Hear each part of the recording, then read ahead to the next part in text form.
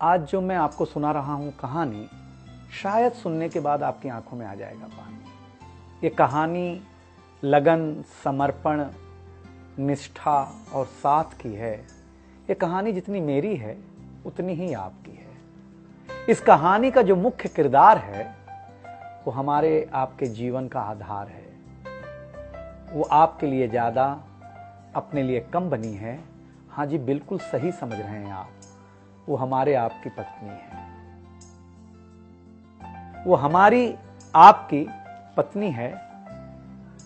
कभी आपने सोचा कि वो आप एक के साथ रिश्ता जोड़ा था, लेकिन एक के साथ रिश्ता जोड़ने के लिए उसने घर, गली, आंगन, मोहल्ला, सखी, सहेली, माँ बाप, न जाने कितनों रिश्तों से अपना मुंह मोड़ा था।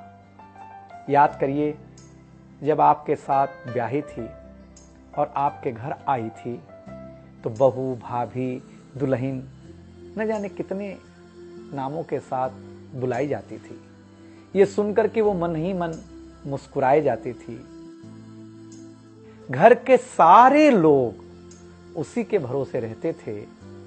शायद इसीलिए अंग्रेजी में हम उसे हाउसवाइफ कहते थे। कुछ ही दिनों तक उसने दुल्हन होने का आनंद जिया। फिर झाड़ू, पोछा, बर्तन, चूल्हा, चौका, इन सब ने उसको जकड़ लिया। रोज हमारे लिए नाश्ते से लेकर खाने तक कुछ खास रखना, हमारी लंबी उम्र के लिए न जाने कितने उपवास रखना। कुछ महीनों बाद किलकारी गूंजी तो सारे ख्वाब सजे। वो मां बनी तो हम भी बाप बने। जैसे जैसे वो उम्र की सीढ़ियां चढ़ती गई, जैसे जैसे वो उम्र की सीढ़ियां चढ़ती गई, जवाबदारियां कुछ न कुछ रोज बढ़ती गईं। एक तरफ बच्चे पे नजर, दूसरी ओर मैं ऑफिस के लिए लेट न हो जाऊं इस बात का डर। सब कुछ बराबर हो, कुछ रह न जाए, और इस बात पर भी ध्यान कि गैस पर रखा हुआ दूध कहीं बह न जाए। घर वालों की फरमाइशों का चूल्हा जो एक बार चलता, घर वालों की फरमाइशों का चूल्हा जो एक बार जलता, तो कब सुबह, कब शाम, कब रात हो गई उसे पता ही नहीं चलता। इन व्यस्तताओं के बीच समय का चक्र कुछ इतना तेजी से चला, मुन्ना कब मनोज हो गया, मुन्नी कब सुमन, पता ही नहीं चला। अब तक जो था प्यार, अब उसने अपना नाम बदल करके रख लिया था तकरार। बेटी को लेकर के कहना कि कुछ ज्यादा ही मन बढ़ा रखा है, तुम्हारे प्यार ने इसको सर पे चढ़ा रखा है। अब तो वो मुझे भी देने लगी थी ताना, ऑफिस में ही रहा करो ना, 2-4 घंटे के लिए घर के आना। शादी के इतने दिनों बाद भी आज भी हमें सुनना पड़ता है कि न जाने कौन सा पाप किया था जो आपके साथ ब्याह किया था। और ये तो रोज की थी कहानी।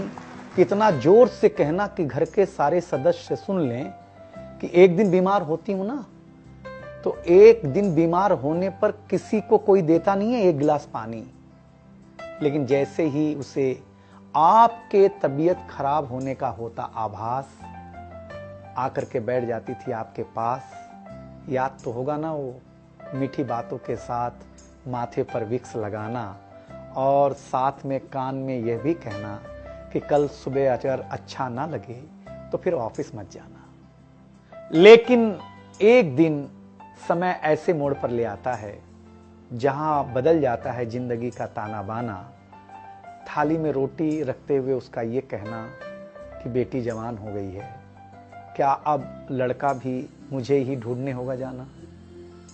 शादी तय हो जाने के बाद 1-1 रुपया जोड़ना, पैसे कम पड़ने पर खुद का कंगन तोड़ना, सब कुछ हो जाएगा मुझे ढाढ़स बढ़ाना, सब कुछ हो जाएगा मुझे ढाढ़स बढ़ाना। विवाह का गीत खुद रोते हुए गाना। याद तो होगा ना आप लोगों को ये गुजरा हुआ जमाना। कुछ समय बाद जब हम जवाबदारियों से मुक्त हो जाते हैं तो कुछ ज्यादा ही धर्मयुक्त हो जाते हैं। उम्र के अंतिम पड़ाव पर हम बीमारियों के बीच जीने लगे हैं। बिना शक्कर की चाय पीने लगे हैं। लेकिन सच ये है कि जब तक हमारी आपकी पत्नी साथ है, चाय मीठी हो न हो, लेकिन जिंदगी में पूरी मिठास है। जबकि पत्नी के बारे में बहुत कम लिखा गया है, हर जगह माँ का ही गुणगान है। मैं मानता हूं कि माँ महान है, लेकिन आपके जीवन में आपकी पत्नी का भी महत्वपूर्ण योगदान है। तो आपसे निवेदन इतना सा है कि आप अगर घर पर हों या घर पर जाएं तो अपनी पत्नी का हाथ हाथ में रख करके संतोषानंद जी का लिखा हुआ एक गीत गाएं कि तू धार है नदिया की, मैं तेरा किनारा हूं, तू मेरा सहारा है, मैं तेरा सहारा हूं। आंखों में समंदर है, आशाओं का पानी है, जिंदगी कुछ भी नहीं, तेरी मेरी कहानी है।